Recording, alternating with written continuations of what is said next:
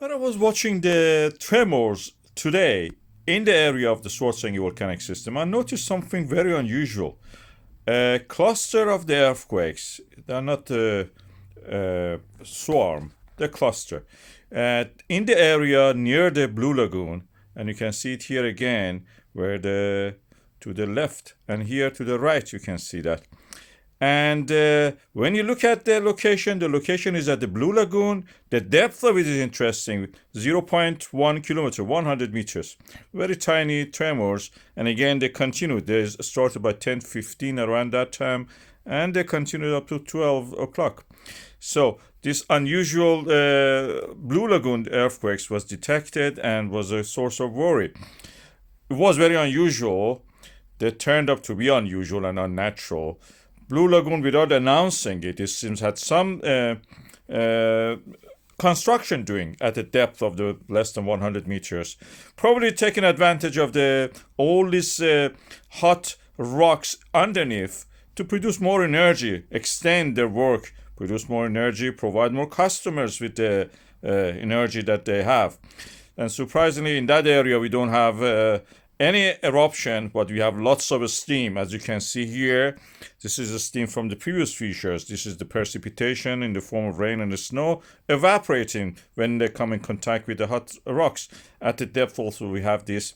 And surprisingly enough, I should say, later this cluster of earthquakes was eliminated.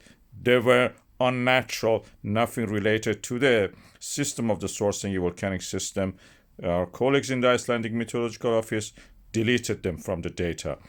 I have a video about the current situation in that area. Watch that, please. The earthquakes in the whole Iceland seems a little bit slower than the previous update that I had.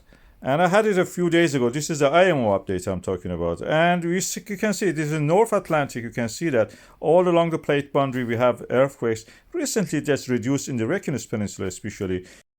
Most of the concentration is actually in the Krýsuvík area, volcanic system of the Krýsuvík, which is now subsiding because of the earthquakes. You can see that in the Reykjanes Peninsula. I show that GPS data and the interferometer shows that we don't have much uplift in respect to the previous reference point of the 9th of October. So it's quite calm in that sense.